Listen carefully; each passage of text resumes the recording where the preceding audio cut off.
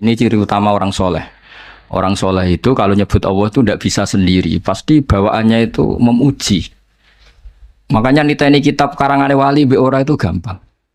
Kitab itu kalau dikarang wali itu kalau nyebut Allah itu lupa. Ikhya itu kalau sudah bikin mukaddimah nyebut Allah itu sampai panjang. Itu bawaannya wali itu tidak gaya-gayaan. Memang nggak bisa dia Nah, kitab-kitab madaih juga sama. Ketika nyebut Rasulullah itu nyifatinnya panjang sekali. Nah, doanya yang sedikit. Kalau sekarang enggak orang Allahumma sholli ala Muhammad, sholawatnya sedikit, doanya yang panjang. Nah, itu sebenarnya ya agak gimana gitu. Kalau wali-wali itu enggak, kalau sudah muji Allah itu enggak bisa berhenti. Makanya di antara makalahnya Imam Syafi'i masyhur itu, fasihan idza ma kana fi dzikri rabbih wa fi ma siwahu kana finnasi a'jama. Wali itu siapa? Orang fasihan idza kana fi dzikri rabbih. Dia sangat fasih ketika terkait dengan Allah. Fasih itu lantang, jelas, terus mengalir. Misalnya saya nyun sewu, ada orang enggak anaknya kiai kok jadi kiai. Itu saya tidak akan bicara ini keajaiban dunia, tidak. Inna wa ta'ala idza wahaba abdan a'ta wa idza arada ahadan la yastati ahadun ayamna. Mesti mujinya Allah kalau sudah berkehendak tidak ada yang bisa menghalangi. Meskipun ini anaknya orang biasa, kalau Allah menghendaki afadhu alaihi rahmatah, dia bisa jadi kiai. Karena Allah itu wasiat rahmatuh, karena Allah itu amat rahmatuh. Mesti mujinya ke Allah, bukan ke sama. Misalnya ada presiden, kalau ada anaknya presiden, Allah kalau menghendaki wa tu'izzu man tasya wa tuzillu man. Jadi yang dipuji itu Allahnya, bukan aktor manusianya. Jadi misalnya ada anaknya orang miskin kok jadi orang kaya raya. Allah enggak terbatas rahmatnya sehingga orang miskin bisa saja kaya raya karena Allah itu wasiat rahmatuh, amat rahmatuh. Tapi kalau kamu enggak jadi wali, pancen iku pekerja keras, nasibe bejo, nyebut Allah ora gelem, dasar gak wali gitu. Tapi kalau wali itu enggak nyebut Allah itu enggak lego. Ya sudah gitu. Jadi kalau saya wali ya misalnya nyebut kesulitan gitu. Allah kalau sudah menghendaki, enggak latihannya ya langsung kayak besar. Karena rahmat Allah enggak terbatas. Gak usah latihan kiai santri 10, boyong kabeh karek loro. Engko balik neh 20, balik neh 100 kesuwen. Wah. Senombang lewat langsung 1000 dan seterusnya. Nah itu kalau saya wali misalnya, ini mujinya itu kabeh itu kehendak. Oh, ini ada enggak terima. Ayo milih jadi wali apa milih enggak? Jadi kalau orang jadi wali jalur apa? Oh, jalur istri deh. Jadi kalau wali itu muji Allah itu tidak bisa berhenti. Saya tuh tambah umur tuh ngerti. Ikhya itu kalau sudah muji Allah itu mengalir lama sekali. Nah, ya, itu bawaan wali itu. Fasihan idza ma kana fi dzikri rabbih wa fi ma siwahu kana finnasi a'jama. Tidak nyebut Allah itu tidak bisa. Makanya kata hikam al-aqil may yaqul madza yaf'alu wa bi wal ghafil yaqul madza af'al. Jadi kalau orang benar-benar bijak, benar-benar punya akal sebagai muwahhid, sebagai mukmin, di hatinya madza yaf'alu wa bi. Besok Allah dengan saya hubungannya gimana ya? Karena kita tahu mata harraqtu ila wa harrakan ya Allah, mata alam tu wa ma alam tu ila waqad alaman ya Allah, semua diisnaskan la haula wala quwata illa billah. Makanya tadi Mbak Hasyim ketika nutup surat saja katabtu bibanannya masih mukhauqilan musabbihan, pokoknya keren. Nulis itu sambil baca tasbih. Kalau kamu nyurati murid kan supaya gak lupa kiainya ya gitu. Apalagi kalau sudah mapan. Niatnya itu agak-agak gimana. Itu tidak saya yang salah maksudnya. Kalau Mbak Hasyim enggak nulis itu masih hamidan musolliyan muhauqilan. Jadi itu kelihatan sekali kalau Mbak Hasyim itu waliyun min awliyaillahi ta'ala. Wa ana as'alullah al-karim ar-raufar rahim ayyamunna aliyya wa alaihi. Jadi bima man nabihi aliyya ibadahu sholihin. Jadi bawaannya itu isnadul umur ilallah. Jadi saya berharap Allah yang ar-raufur rahim, al-barur rahim ngasih dia sebagaimana yang Allah kasihkan kepada hamba-hamba yang soleh. Jadi kabeh isnadul umur ilallah. Kul kullum min indillah. Jadi muji Allah terus. Ndak kok terus ini murid saya supaya nyai terus punya santri banyak, sowanannya banyak. Wah itu dunya tok ruwet deh. Jadi ayyamunna aliyya wa alaihi. Jadi betapa guru sama murid itu menyatu dulu. Ayyamunna alayya wa alaihi. Bima man nabihi ala ibadihi sholihin. Sama seperti ahli surga, ketika nanti masuk surga, orang kok terus ingat amalnya, ingat prestasinya di dunia itu ndak. Faman nawwahu alaina wa waqana adzabas samum. Inna kunna min qablu nad'uh innahu huwal barrur rahim. Jadi bawaannya orang soleh itu ketika kita nanti masuk surga. Sampean sebenarnya jajal nak masuk surga itu mesti spontan. Saya bisa begini karena faman nawwahu alaina. Allah memberi nikmat ke kita. Sehingga Allah juga yang wawaqona. Terus sampai saat terus faman nawwahu alaina waqona adzabas samum. Inna kunna min qablu nad'uh. Kita dapat nikmat sebanyak ini karena dulu kita minta Allah. Dan karena Allah bawaannya baik, ketika saya minta ya dikabulkan. Innahu wal barrur rahim. Jadi walhasil sama sebagian ahli surga ngendikan gimana ketika masuk surga. Alhamdulillahilladzi adzhaba annal hazan. Inna rabbana laghafurun syakur. Ketika masuk surga dan kita bebas, gak usah beli tanah tapi tanahnya luas. Kalau di sini beli tanah ada urunan barang ribet kan? Urunan libatno ketua alumni ribet-ribet. Ngono wae ora barbar. Nanti kalau di surga ada gitu. Alladzi ahallana daral muqamati min fadli la yamassuna fiha nasabu wa la yamassuna fiha lughub. Jadi kalau di surga ya tabawa minal jannati haitsu yasha, atau kalau mutakalim ya natabawa minal jannati haitsu nasa. Itu enggak bayar itu. Kalau kita punya tanah luas itu harus ada nasab. Alladzi ahallana daral muqamati min fadli la yamassuna fiha nasabu wa la yamassuna fiha lughub. Kalau di dunia ingin punya tanah luas repot enggak? Repot kan? Pilihannya urunan atau beli kerja keras atau jalan pintas sifat mertua tapi wedi istri. Semuanya itu nasab. Meskipun langsung punya tanah luas, kalau milik mertua takutnya sama siapa? Istri. Sama nasab lah. Semuanya asal di dunia itu lewat apa? Nasab. Tapi kalau di surga, alladzi ahallana daral muqamati min fadli la yamassuna fiha nasabu wa la yamassuna fiha lughub. Dan sebagian ahli surga dakwahum fiha subhanaka wa tahiyyatuhum fiha salam wa akhiru da'wahum alhamdulillah. Jadi bawaannya orang baik itu enggak bisa enggak nyebut Allah. Intinya gitu. Tapi kalau kamu udah orang baik bar mangan gelegean, enak saat ini. Cocok. Dasar gak wali. Tapi kalau wali mesti bawaannya alhamdulillahilladzi atamana wa saqana wa ja'alana minal muslimin. Tapi nek ra wali bar ngelem saat ini ndi kurang rokoke. Ribet. Jadi wong bakat wali mbek ora ketara, kok raine wis ketara. Niki cerita mawon. Sampeyan ora usah tersinggung biasa. Jadi ora usah ngenteni wah ketara lah hasil. Ketara mboten. Jadi ukuran wali itu fasihan idza ma kana fi dzikri rabbih wa fi ma siwahu kana fin nasi ajam. Ajam itu kalau ngomong selain Allah itu gak pati fasih. Karena gak tertarik. Wong cilik parman misalnya itu udah di kiai, udah di presiden misalnya, udah di bupati, kok udah di kiai gede ku piye ya asal usule gak tertarik.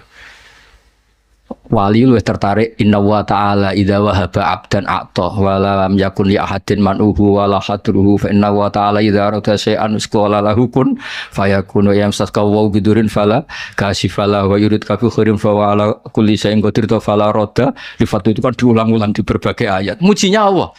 Memangnya kenapa kalau orang kecil jadi orang?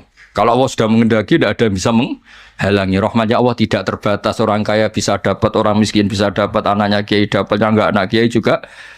Jadi mujinya Allah. Itu wali.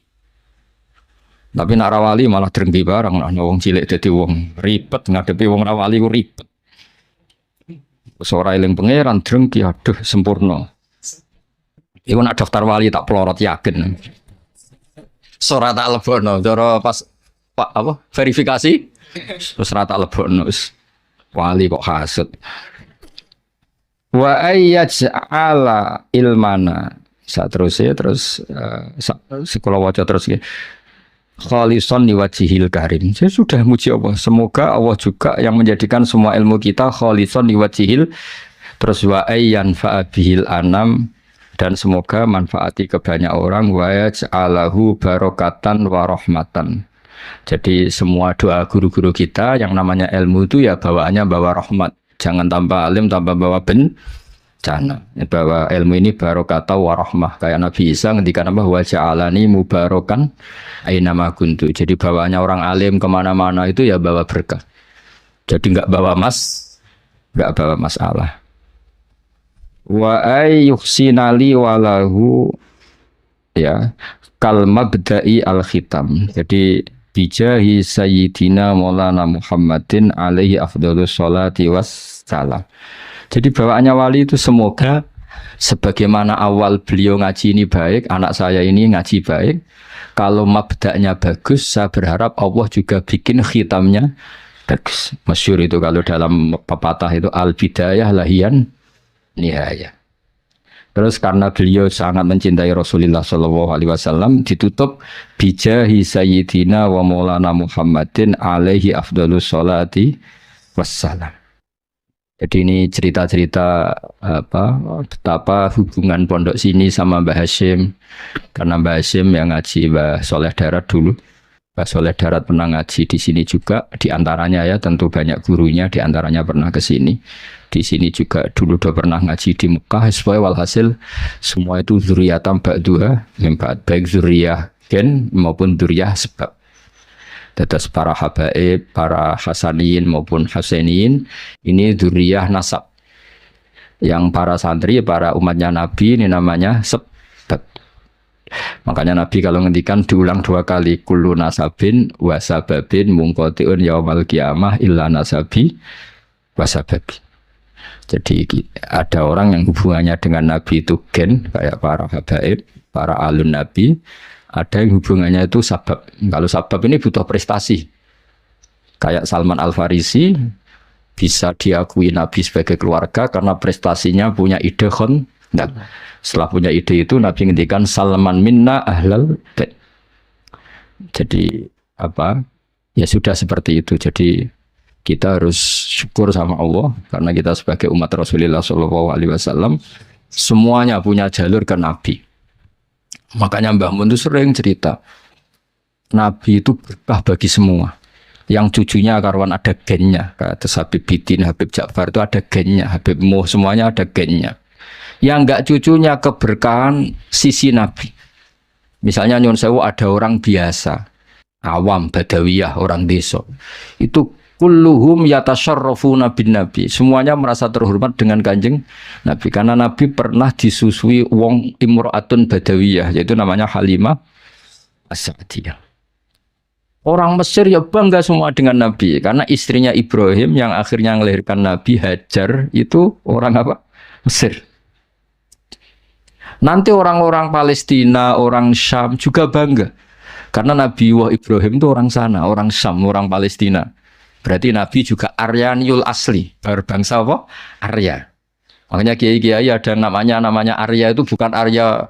Jadi sampai nak Arya Penangsang jenenge kok Jawa. Ngawur ya. Arya Penangsang muridnya Ja'far Shadiq, muridnya Habib Ja'far Shadiq, muridnya Sayyid siapa? Ja'far Shadiq. Itu nama Arya itu marganya Nabi Ibrahim. Berhubung dolar roh nyongkone Arya wis pokoke anggane ngono. Jadi Nabi itu Aryaniul asli karena darahnya Nabi Ibrahim itu Aryani. Tapi orang cilik-cilik sing dadi wong cilik iku ora usah cilik ati. Maka Nabi punya sisi ditakdir memang Allah menghendaki begitu menyusui sama imro'atun badawiyah namanya Halimatus Sa'diyah. Jadi nah ini yang dimaksud rahmatan lil alamin. Jadi sisinya Nabi ini sudah membawa berkah pada semua. Ketika Nabi bikin ajaran juga gitu. Yang kaya ya senang dengan ajarannya, yang miskin yang kaya ditarhib barokah sedekah. Wes wenang sing sugih ana barokah sedekah. Sing melarat gak kalah keren, nyelip swarga kacek 500 tahun. Tapi alhamdulillah sing melarat gak gelem dikomongi ngono, gelem. Kepengin melok sing sugih. Padahal swargane sampean mbek Gus Ulili cepet sampean 500 tahun. Gus Ulili dihisab kok alpate seribet. Iku bapakmu tahu mertua. Iku seribet. Tapi nak sampean kan gak ono hisabe. Ondal wis gak mentolo malaikat. Ngangkang wis ontel gasap ya riyen ngangkang mriki ono. Wis onel iki apa? Gasap. Jadi ketika malaikat ngisap, itu ondale sopo? Gasap. Yang dihisap itu pemiliknya apa yang gasap? Pemiliknya. Jadi gasap atau dihisap gasap itu. Tapi nak sing duwe mobil-mobil wah ribet. Tapi engko ditarhib saiki sing numpak Alphard makili izzatul Islam. Lah kowe wong melarat piye? Ribet sampean sing melarat aduh ribet. Menangi ae. Menang saya katanya Gus Walil. Jadi misalnya kok prosedur hisab, tema izzatil Islam, sing melarat saake kan. Sing Islam jabat sugih kok ngarep. Saya Gusti mewakili izzatil Islam. Saya sudah jabat naiknya Alphard umat saya banyak.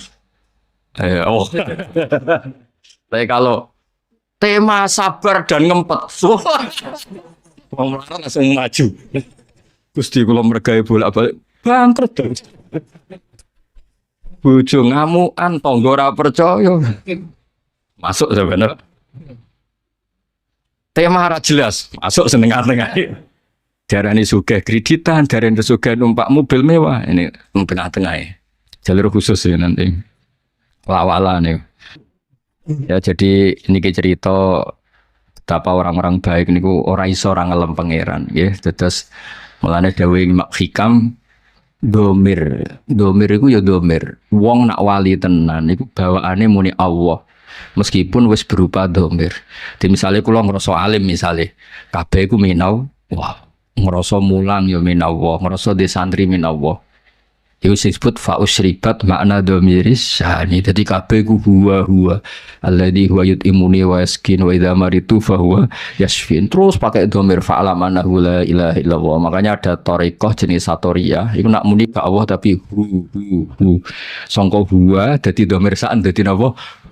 Akhirnya sing ra paham. Ngopore apa iku? Ha. Dadi ku asline iku fa usribat makna domirisani. Jadi saking para ke pangeran Islam muni Allah tapi muni hu. Mergo semua tentang Allah niku teng Quran kata-katai digenti domir. Qul huwallahu ahad. Jadi Allah itu zat yang lahul asmaul husna.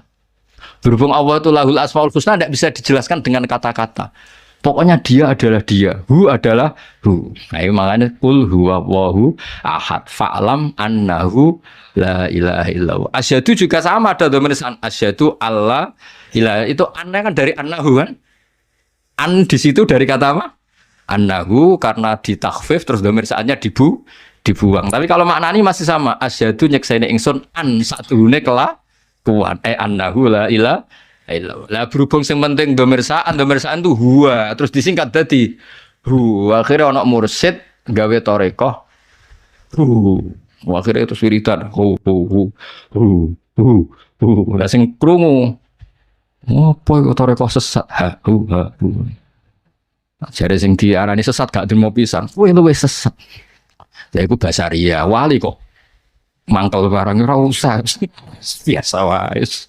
Jadi nak daftar wali kudu siap wal kadhiminal ghaidha wal afina anin nas. Iku formulirnya kudu diisi. Nak ngelamar kerja kan tamatan SMA, tamatan S1. Nak ngelamar wali terbebas dari COVID-19 misalnya. Kalau ngelamar wali enggak terbebas dari rasa hasud dan dengki. Terbebas dari utang. Utangnya ribet. Terbebas dari dosa besar.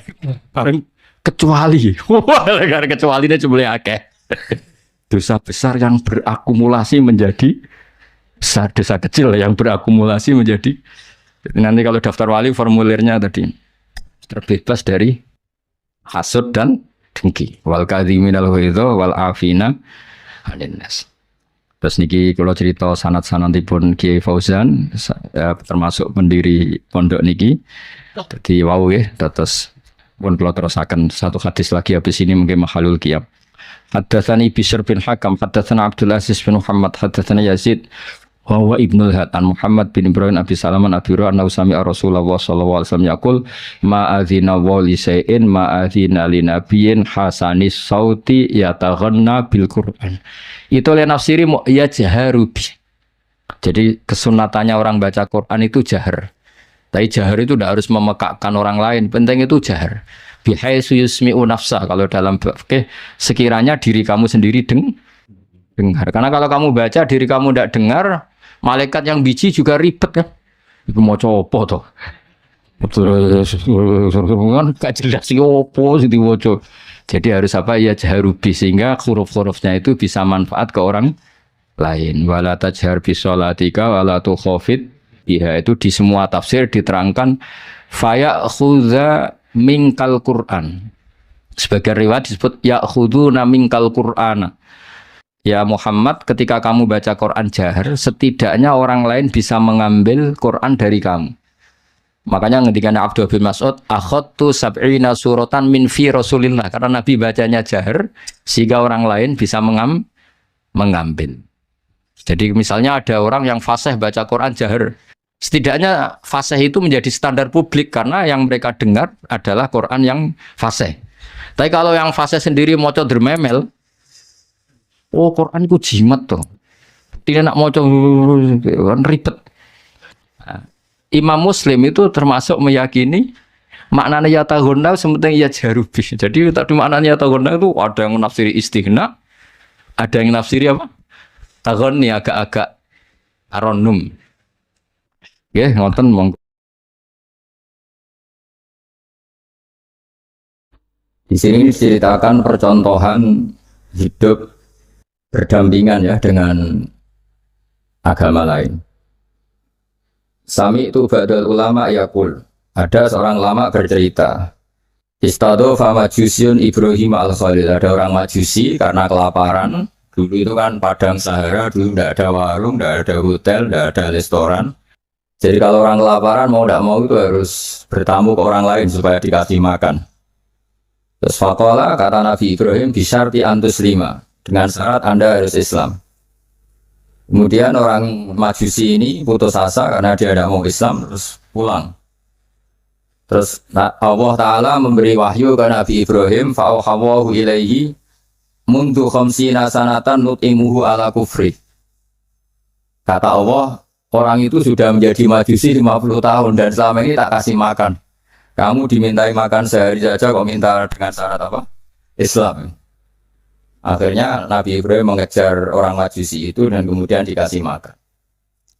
Jadi cerita-cerita seperti ini juga ada dalam khazanah kita sehingga membentuk perilaku para kiai Indonesia itu toleransinya luar biasa.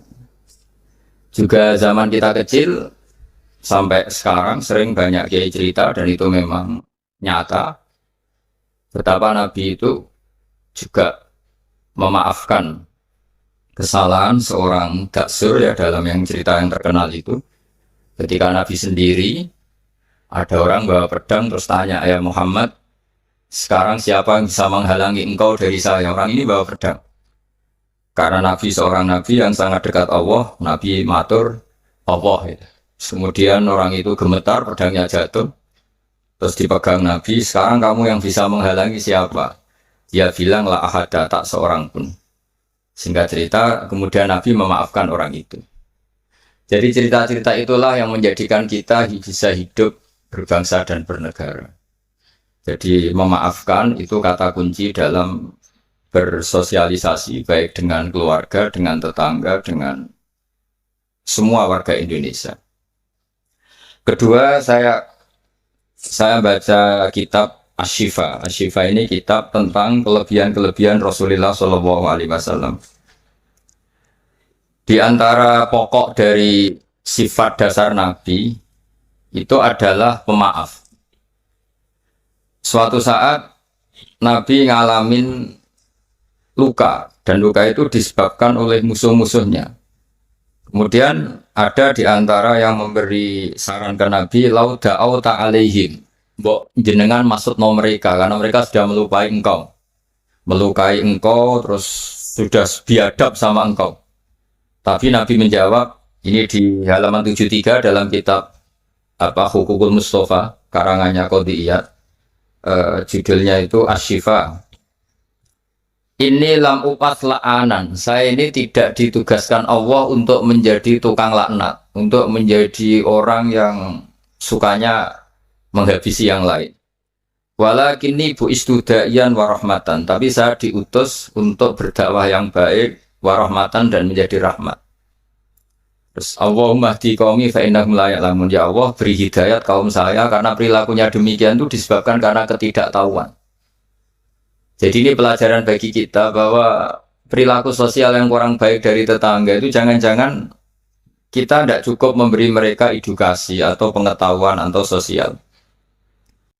Jadi saya tidak akan banyak matur di sini karena memang waktu saya juga tidak banyak. Tapi saya mau matur dulu itu saya cerita ke ibu-ibu ini yang dulu itu ulama itu hubungannya hanya dengan Allah, tidak pakai ilmu sosial.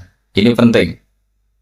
Ilmu sosial itu bisa jengkelkan. Misalnya kalau saya baik sama tetangga, tetangga saya tidak baik itu bisa jengkel. Atau baik sama istri ternyata malah lama bisa jengkel. Baik sama tamu ternyata malah tamunya kurang sopan atau mengganggu itu bisa jengkel. Sehingga dulu Nabi itu kalau menyuruh kebaikan itu mangkana yu'minu billahi wal yaumil akhir falyukrim dhaifahu falyukrim jaruhu. Jadi kebaikan kepada orang lain itu atas namakan Allah. Sehingga kalau kita jengkel itu mudah memaafkan. Saya punya banyak cerita di Ihya juga di beberapa kitab. Itu ada seorang ulama dipanggil tetangganya. Pak Yai silahkan datang ke rumah saya. Si Kiai tadi datang. Setelah datang ke rumah pemuda itu, pemuda tadi dengan biadabnya bilang, Pak Yai saya tidak butuh kamu, silahkan pulang. Pulang. Dan Kiainya tersenyum. Setelah itu, setelah sampai rumah dipanggil lagi. Pak Yai datang lagi ke rumah saya. Kiainya datang. Sampai 3 kali. Dan Kiainya sama sekali tidak menunjukkan wajah kecewa. Senangnya bukan main. Terus pemuda tadi tanya, kenapa engkau tidak benci? Kenapa engkau tidak tersinggung? Kiainya tertawa-tawa. Nah, saya datang ke kamu itu bukan karena apa-apa. Memang Allah menyuruh saya ini memuliakan tangga. Sehingga ketika tetangga memanggil, ya saya datang. Itu perintahnya Allah. Jadi saya tidak ada urusannya dengan kamu. Nah itu pentingnya pertaruhan. Apa-apa itu atas nama Allah. Itu tidak mudah kecewa. Tapi kalau atas nama manusia itu kalau dia jengkelin, kita akan balas jengkelin. Tapi kalau atas nama Allah itu legowo. Ini yang dibutuhkan dalam berbangsa dan bernegara. Misalnya hubungan kita dengan negara, kalau memberi itu ibadah dan keren, heroik. Tapi kalau mendapat itu kalau kita tidak berhak itu ada hisabnya. Misalnya kita digaji karena pekerjaan tertentu, tapi bawaannya di kantor baca koran, guyon, terus main WA terus misalnya. Itu antara gaji dan pekerjaan itu malah masalah. Tapi kalau kita memberi, itu pasti dapat pahala. Bayangkan kalau negara ini hubungan masyarakat dengan negara itu memberi, kayak kita zaman belum merdeka.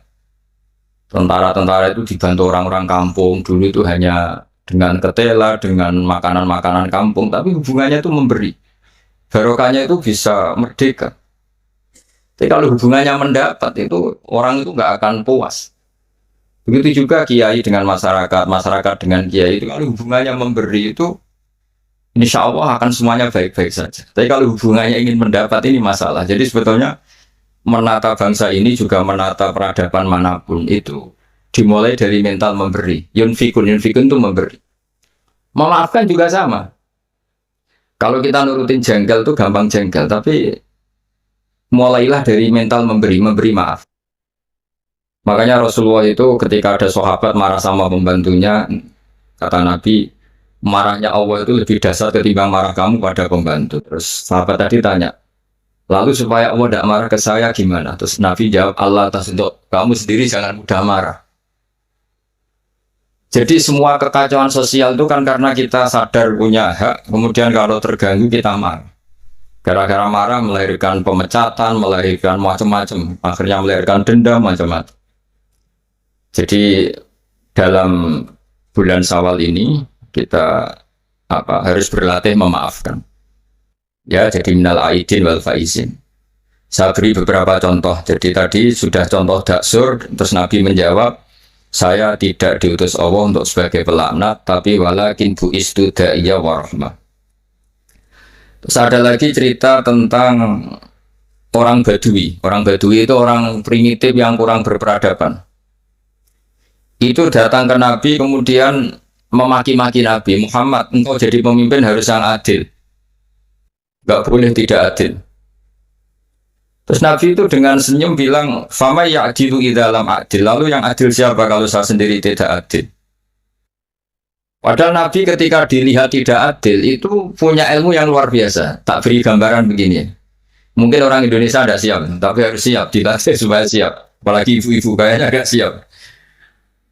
Nabi itu kalau ada orang sering memberi itu malah setelah Nabi kuat. Zaman dulu kuat itu artinya memenangkan apa ya istilahnya pergulatan antara hak dan batil. Hanya Nabi setelah mengalami Fatu Mekah itu ya mapan. Itu yang biasa berderma, biasa ngasih itu nggak dikasih. Tapi yang orang-orang barusan masuk Islam, barusan jadi orang baik itu dikasih banyak. Nah, tentu ini dipandang banyak orang itu tidak fair. Tidak fair itu, oh yang dulu berjuang mati-matian nggak dikasih, yang tidak berjuang kok apa? Dikasih. Itu dianggap nggak adil oleh pikiran ini. Tapi cara berpikir nubuah tidak seperti itu. Cara berpikir nubuah itu orang yang biasa ngasih negara. Misalnya berjuang kemerdekaan atau berjuang membebaskan Indonesia dari penjajah. Itu mentalnya memberi. Memberi ke negara. Nah itu sama Nabi malah. Ya sudah mental memberi itu mental terbaik. Nggak boleh diturunkan jadi mental mendapat. Itu cara berpikir Nabi. Kan nggak lucu kan orang dulu biasa memberi. Lalu pas tua, pas mau mati mentalnya ingin mendapat. Kalau enggak gerembang, ini dari mantan heroik jadi mantan mantan heroik terus sekarang mentalnya jadi sa'il meminta-minta itu kan enggak keren, turun derajat. Tapi kalau orang kan enggak terima, dulu zaman miskin sama saya setelah kaya kok lupa saya. Sebetulnya ketika miskin kamu bantu temen, ketika kaya biasa aja dia enggak bantu kamu, biar kamu ketemu Allah itu keren. Statusnya hanya membantu, bukan dibantu. Tapi ini insya Allah kayaknya banyak yang enggak siap. Jadi kalau kamu punya teman miskin, kok teman kamu jadi pejabat atau jadi orang kaya, biarin aja. Biar kamu tetap keren. Itu dulu tak bantu. Sampai sekarang pun tetap tak bantu. Sekarang dia kaya, tidak minta bantuan saya, tapi saya tetap keren. Status membantu masih melekat. Tapi setelah kamu batalkan sendiri status Anda, karena kamu minta-minta, kalau tidak geremeng, maka dari status membantu menjadi peminta. Itu nubuah ya namanya. Jadi nubuah itu pikiran yang super. Sehingga dan itu harus ditanamkan di hubungan kita dengan negara, dengan orang tua, dengan tetangga. Kalau bisa mental kita itu al-yadul ulya khairum al-yadis sufla. Mentalnya memberi. Karena mentalnya memberi itu nggak gampang kecewa. Tapi kalau mentalnya tamak, didatangi bupati kok nggak ninggalin papa, didatangi gubernur pikirannya gitu, didatangi teman kaya begitu, ditandangin apa saja itu kecewa gara-gara punya keinginan yang macam-macam. Tapi kalau mental kita memberi, tersiksa kita kalau tidak bisa memberi ke negara, memberi apa saja. Memberi ke negara ya ikut jaga stabilitas nasional, memberi ke tetangga paling tidak kalau tidak bisa bantu ya tidak ganggu. Ya sudah seperti itu. Jadi memaafkan itu juga dimulai dari ilmu. Misalnya kita memaafkan teman padahal kita jengkel sekali. Dan memaafkan itu ada pahalanya di sisi Allah, susahnya apa? Kadang kita berpikir enggak, wah kalau tak maafin dia nanti mau luhur, nanti sombong. Hubungan hidup kita ini dengan Allah, bukan dengan makhluk. Sama lagi hubungan hidup kita ini dengan Allah, bukan dengan makhluk. Ya kayak tadi, nah saya datang ke kamu karena perintah Allah, tidak ada hubungannya dengan kamu. Kok kamu jengkelin kayak apa, saya tetap akan datang. Nah sama kita baik sama anak juga perintah Allah, baik sama istri perintah Allah, baik sama tetangga perintah Allah. Sehingga nggak perlu dia dinegosiasi atau dipakai berbanding lurus dengan perilaku manusia. Kalau pakai itu Anda gampang kecewa. Kalau istri sedang ngambek, kamu ikut ngambek. Kalau tetangga sedang tidak baik, kita ikut tidak baik. Bisa kacau bangsa ini. Makanya diantaranya sifat dasar orang baik itu orang yang wadra'una fil hasanati sayyi'ah, orang yang selalu menanggapi keburukan itu dengan kebaikan. Ini cerita-cerita tentang kebaikan orang-orang dulu. Ketika akhirnya Rasulullah SAW memenangkan kota Mekah dan kota Mekah dikuasai, itu orang-orang yang dulu merangi Nabi, ingin bunuh Nabi, semuanya tuh takutnya minta ampun karena takut dibalas. Tapi kemudian Nabi ngendikan ini halaman 75, ma taquluna inni fa'ilun bikum. Apa pendapat Anda kira-kira apa yang saya lakukan terhadap kalian? Karena kalian ini musuhi kita, ingin bunuh kita, dan dulu sangat biadab sekali. Ini pertanyaan Nabi ke orang-orang Quraisy, orang-orang Mekah. Itu jawabannya orang-orang Quraisy, orang Mekah itu qalu khairan akhun karim wa ibnu akhin karim. engkau tidak pernah saya saksikan lihat sebagai orang yang bengis, orang yang keras, sehingga kita santai-santai saja ketika engkau menang, karena engkau ini adalah akhun karim, wabnu akhin karim, engkau saudara yang terhormat dan keluarga yang terhormat. Terus Nabi menjawab mereka, aku rukama qala akhi Yusuf la tasrifa alaikumul yaum idhabu fa antumut tulaqa. Saya akan mengatakan ke kamu sebagaimana Nabi Yusuf kepada saudara-saudaranya. Kita tahu kan saudara-saudara Nabi Yusuf ingin membunuh Nabi Yusuf, dicemplungkan ke sumur. Apa saja yang sifatnya biadab pernah dilakukan semua sama saudaranya Nabi Yusuf. Tapi ketika beliau jadi raja di Mesir, semuanya dimaafkan, bahkan dikasih fasilitas luar biasa. Padahal mereka saudara yang sangat biadab. Dan itu pun yang dilakukan Nabi, niru Nabi Yusuf, atau istilahnya ya sama perilaku Nabi. La tasriba alaikumul yaum, saya menghadapi kalian kayak Nabi Yusuf menghadapi saudara-saudaranya, yaitu memaafkan. Terus idhabu fa antumut tulaqa, ya sudah kamu pergi saja, kamu akan terbebas dari tuntutan saya. Jadi ini cerita-cerita tentang betapa baiknya Rasulullah SAW, dan kebaikan itu pula yang harus kita tiru, yaitu dimulai dari memaafkan. Wal afina anin nas. Nah sekarang masalahnya itu orang itu susah memaafkan. Itu sebabnya sederhana, karena hubungan ibadah kamu itu masih dengan makhluk. Kalau makhluk itu kali janggalin betul. Nah itu Anda berarti didikte oleh makhluk, didikte oleh manusia. Caranya gimana? Kita harus dilatih hanya didikte oleh Allah Subhanahu wa ta'ala, di mana Allah itu mendikte kita, mengarahkan kita, memandu kita supaya mudah memaafkan. Makanya hubungan dengan istri, dengan itu ya Allah bayangkannya gitu. Wa ashiruhunna bil ma'ruf. Kamu harus berkawan secara baik. Terusannya ayat fa'in karihtumuhunna.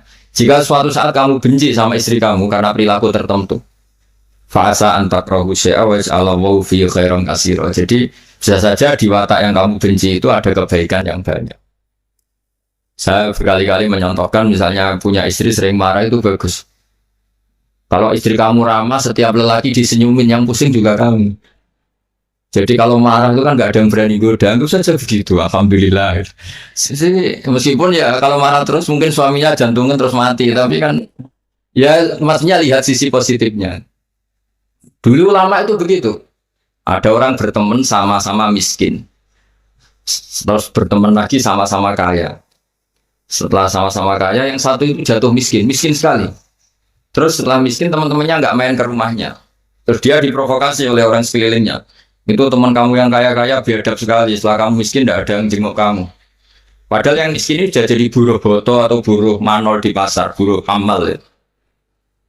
Terus dia mulai menggerundel. Wah, teman-teman saya ngawur sekali. Setelah saya miskin, nggak ada yang kesini. Datanglah seorang habib, orang alim, memberi nasihat. Bagus nggak kesini, katanya. Terus kaget kan dia. Kenapa? Coba kalau kamu jadi tukang manol gini, mantan bos, teman-teman kamu datang kan jadi tontonan, mendingan lupa. Oh iya ya. Iya kan, misalnya kamu miskin, terus teman-teman kamu tetap datang. Pas buruh di orang, pas jadi kernet atau jadi pembantu, betapa malunya. Bagus mana yo? Bagus dilupakan apa bagus diingat? Bagus dilupakan. Jadi orang itu harus melihat sisi bahwa di balik kodok-kodar Allah ini ada hikmah yang kita tidak tahu. Ya sama, misalnya ada perempuan cantik, dulu semua lelaki melihat. Barang saya itu eskukulan, bagus dilihat apa bagus enggak? Bagus enggak kan? Yang orang kaya dulu naik muka mobil saja enggak mau. Bawa handuk saja enggak mau. Bawa tas saja enggak mau. Setelah jatuh miskin, jadi tukang manol di pasar, tukang angkut barang. Terus teman-temannya tetap datang. Mendingan datang apa enggak? Enggak kan, daripada jadi tonton. Ya di sini tuh kearifan ulama, orang tuh harus dilatih. Makanya saya ini ditamani orang ya seneng, enggak ya seneng. Kalau ditamani seneng ya nambahi konco, enggak ya seneng, berarti dosanya enggak diganggu, semuanya tak anggap seneng semua hidup. Jadi apa ya, soalnya semua yang dari awal itu asik, indah sudah. Saya kenal orang ya seneng, enggak kenal ya seneng, sudah sama. Karena Allah sendiri yang tahu hikmahnya. Makanya saya berkali-kali bilang, Imam Syafi'i itu orang, saya berkali-kali bilang, Imam Syafi'i itu bilang punya teman banyak ya enak katanya, karena dengan punya teman ya teman sosial lah enak. Nggak punya teman ya enak. Itu saya berkali-kali cerita. Ya Imam Syafi'i banyak orang tuh nggak seneng jenengan. Alhamdulillah beneran deh. Kenapa? Orang arah utang ya. Jadi kalau kamu nggak disenangi orang satu kampung tuh artinya mereka nggak akan utang kamu, pinjam mobil kamu. Tapi nak seneng, ribet kan? Jadi seneng ya ada hikmahnya. Nggak seneng juga ada. Ada lagi yang lapor. Imam Syafi'i orang yang tadi cium tangan Anda, yang hormat Anda di belakang tuh merasani kamu. Jadi Imam Syafi'i Alhamdulillah. Berarti saya wibawa. Buktinya depan saya nggak berani. Jadi dianggap enteng saja. Jadi orang dulu itu segampang itu melihat fakta. Yaitu ilmu ini yang menjadikan orang tuh udah uring-uringan cara Jawa itu karena ilmunya luas nggak gampang emosi. Jadi ya seperti ini. Saya ini kan jam tidur saya kalau saya terganggu ibu-ibu. Tapi anggap saja ini rumah kanjeng. Setelah saya pulang tidak saya ganduli. Nanti suaminya tersinggung kan masa ibu itu. Ya sudah kalau mau pulang saja biar suaminya agak cemburu. Malah ribet kan kayak. Jadi dianggap enteng saja hidup oleh ulama-ulama dulu karena ilmunya cukup. Makanya Imam Abu Hanifah paling dikenang dalam makalah paling terkenal itu Allahumma, kata Imam Abu Hanifah ketika munajat sama Allah, ya Allah, mando bina sodru falsuduruna ittasaati. Orang yang melihat saya itu nggak mampu sehingga dia mangkal, sehingga dia nggak bisa menerima sikap saya, tapi hati saya bisa memaklumi mereka. Misalnya kita kaya, top, banyak yang hasut. Ya kita harus maklumi, di mana-mana orang dihasut itu ya keren. Kalau kamu miskin yang mau ngasut itu siapa? Kalau kamu cantik dihasuti orang harus bangga. Kalau kamu jelek kukulan yang mau ngasut itu siapa? Harus dimaklumi. Harus dimaklumi. Ya biasa aja. Ya kan? Misalnya suami jenengan kok sering melihat orang jadi harus dimaklumi. Memang suaminya normal. Karena suami sampai untuk seneng wong wireng, pukulan, keriting, welek. Itu juga waras suara kan mestinya. Ya, tapi sampai nggak siap kan dengan ilmu seperti itu. Jadi ya sudah biasa. Jadi memaafkan itu saya dimulai dari ilmu. Ilmu bahwa hidup kita ini hubungannya hanya dengan Allah Subhanahu wa Ta'ala. Dan Allah pula yang menyuruh kita mudah memaafkan. Tapi kalau Anda memaafkan berdasar hitung-hitungan sosial itu pasti sering tidak maafkan karena mangkal itu ya mangkal jongkol kan kita pernah dihujat, pernah dibully, pernah disakitin. Jadi kalau kamu ingat itu Allah Ta'ala menyuruh kita kebaikan dan Allah akan berjanji akan membalas orang-orang yang pemaaf, insya Allah kamu akan menjadi ringan. Terus yang terakhir dawuh Imam Ahmad bin Hanbal, beliau pernah dipenjara, beliau pernah dicambuk karena kebenaran, demi kebenaran. Tapi orang-orang ini semuanya dimaafkan. Ketika ditanya, kenapa engkau maafkan ya Ahmad? Nanti di akhirat itu ada pengumuman. Siapa yang pernah memaafkan temannya muslim, temannya atau tetangganya, silahkan berdiri di atas mimbar ini. Kata Imam Ahmad di riwayat itu, fala yaqumu illal afun. Kemudian yang bisa berdiri hanya orang yang pernah punya reputasi memaafkan. Maka maafkan ini pahalanya besar sekali. Jadi Syawal ini dimulai dari mudah memaafkan. Itu wal kaziminal ghaidha wal afina anin nas. Matur nuwun semuanya dan saya tidak bisa matur banyak karena saya juga sibuk karena yang ngajar dan belajar saya itu. Supaya yang ganggu juga desanya tidak banyak-banyak. Jadi ya sama-sama enak gitu loh. Kalau suami jenengan nunggu juga nunggunya nggak lama-lama. Jadi entah masih ditunggu entah enggak ya tahu saya kan, tapi kan khusnudzan lah masih banyak yang nunggu itu masih keluarga maksudnya banyak. Jadi saya mohon latihlah hidup secara ikhlas. Ikhlas itu apa-apa demi Allah Subhanahu wa Ta'ala. Makanya itu bedanya Islam dengan yang lain. Maksudnya orang-orang ateis atau orang-orang yang tidak beragama itu hukum sosial kan segala-galanya. Bedanya yang beragama sama yang tidak beragama. Tapi kalau orang beragama itu pikirannya Allah. Jadi tentang berbaik sama tetangga saja karena mangkana yu'minu billah wal yaumil akhir. Sehingga buat tetangga itu tidak balas baik, kita inginnya juga tetap baik karena berdasar perintahnya Allah. Mbok anak sampean bueling tetap ingin baik karena itu perintah Allah. Tapi kalau sampean berdasar manusia, lapo tak sangoni nakal, lapo tak apiki wong apik mbek aku. Nanti kacau, bangsa ini bisa kacau karena semuanya didikte sama makhluk. Makanya Islam itu mengajarkan apa? Kebaikan sosial pun karena berdasar perintahnya Allah Subhanahu wa taala. Ya, saya kira demikian. Wassalamualaikum warahmatullahi wabarakatuh.